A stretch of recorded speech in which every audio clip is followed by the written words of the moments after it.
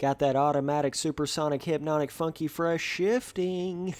What's up, my dude? So, yeah, I got us another one of these challenge videos for MX Simulator. I know you guys definitely enjoy these, and I haven't made one in quite a while. Okay, so whoops, I accidentally was shifting there, didn't mean to. So you can actually shift even though you're in automatic, right? So I got to remember that in my head, like, oh, hey, Spence, you don't actually have to shift. But I've done, I think, one of these videos in the past, like actual automatic shifting videos, but it wasn't on a Supercross, like a AMA Supercross track. I think it was on a custom Supercross track. So I wanted to come in here and kind of see what I could do on more of a, like an AMA pro track in the game and see kind of how it felt on that. But surprisingly enough as it is, you can ride with automatic shifting a lot easier than I thought you could. And I remember it being like that in that other video. It's quite surprising. But I think one aspect of it is the fact that I'm at the skill level that I am. It allows me to, like, for instance, I pretty much know how that bike is going to react whenever I just hold it wide open in a corner. I'm a lot better at my leaning. I'm somebody that has done a lot of wide open videos, so I'm used to that holding that throttle wide open kind of thing, whereas a beginner, I don't know if they would be all that good with automatic shifting, honestly. I mean, I don't recommend it for any beginner, but what I was trying to get at is the better you get at the game, the better you get at riding with anything at the game. So, like, I'm going to be a lot faster with automatic shifting than a beginner will be because I'm a lot more used to the game just in general. But if you're a beginner at the game, man, you better have that thing on manual shifting. You better have it on that because it's going to make everything 1,000 times more difficult if you don't. I'm so good at being able to know exactly where to go on the track to be able to hit a certain jump.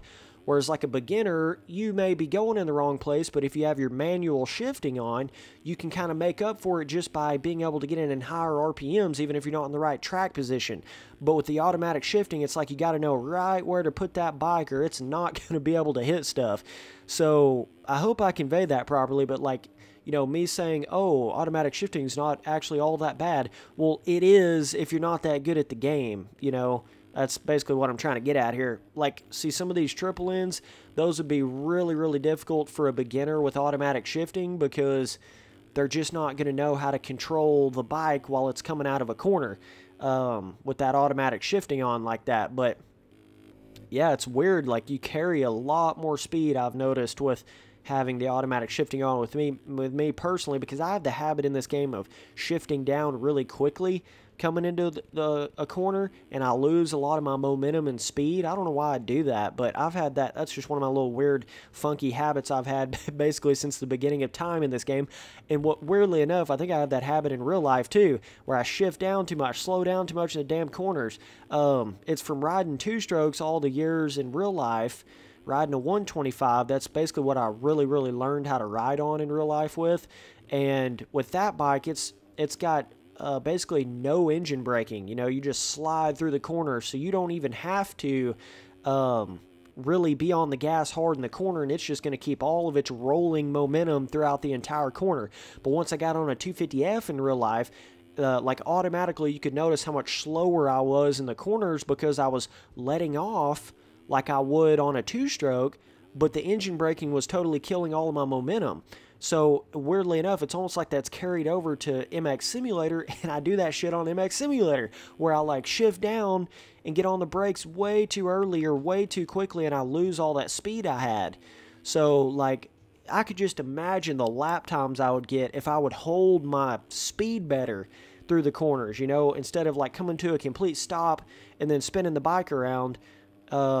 There's definitely a lot of little skills like that I can improve on over time, but it's just you get in such a habit, man. Then it's so hard to break out of a habit in this game once you start learning it a certain way because that's how you learn the entire game. Don't know if I can hit that quad, baby. Oof. Ooh. That's massive with automatic shifting. That is massive, but I think you can do it.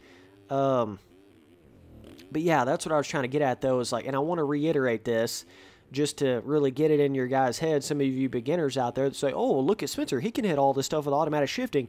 Well, you got to understand, man, I basically learned every way to hit a jump that you could possibly imagine, like every way, dude.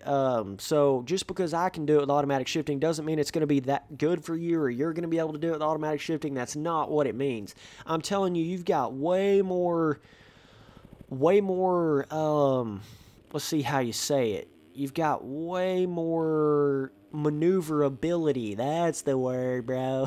You got way more maneuverability, way more variation to how you can ride the bike with manual shifting than you do automatic shifting. Like with this automatic shifting, I'm basically forced to go on certain areas of the track. You know, I'm like forced to go on certain outside lines if I want to hit the jump. Whereas if I had the manual shifting, I could go up the inside, rail it really hardcore and not shift too high up in a gear, and it would get the RPMs high enough to huck up out of it. But it won't do that here. In certain occasions where if I like lose a little bit of my momentum, or I'll hit a little bump or something like that and I'll lose it, then I'm not going to be able to hit the big jump because it's already in that higher gear, and it loses all of its power like that, right? So yeah, let's see if we can hit this. Oh, overjumped that a little too far. Yeah. Oh, well, we hit it, but cased it. See, then it gets hard to hit that out of that corner because you're like still in that one gear. You know what I mean? You're still, I think it gets it in like third gear automatically right there. Well, it like doesn't, unless you slow all the way down that corner, then it won't actually shift it down, you know?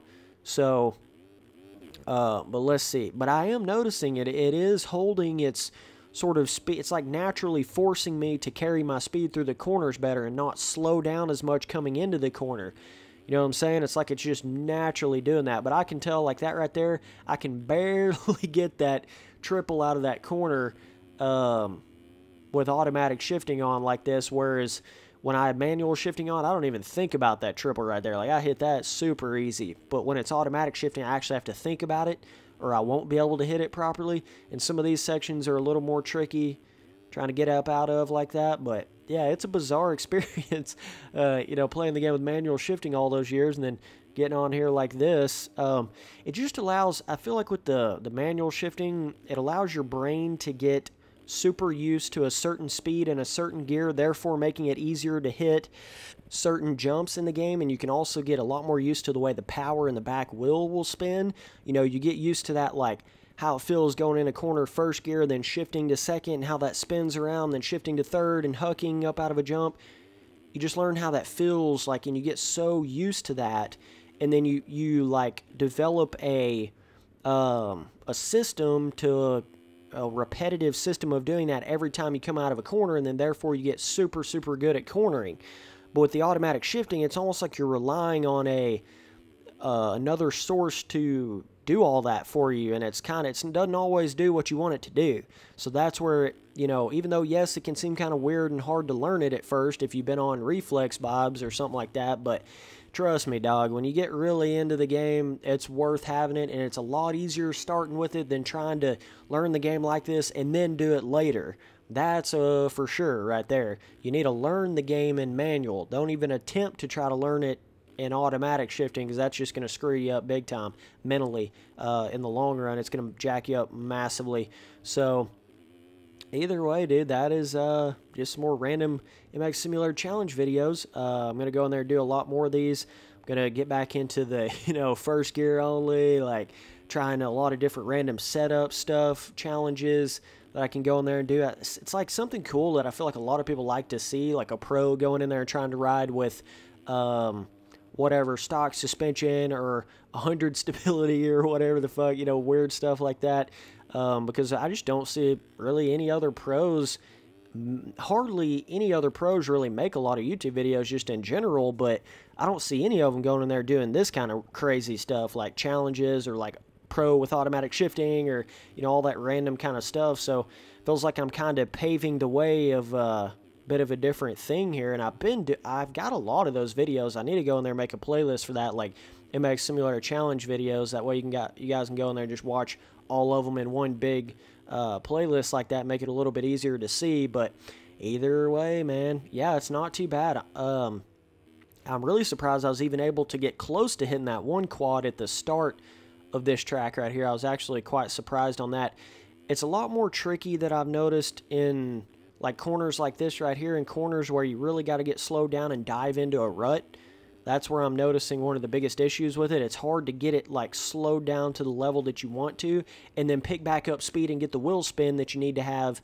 But it's super, super hard to freaking get that with automatic shifting like this. Oh, baby. No. Can't do it, man.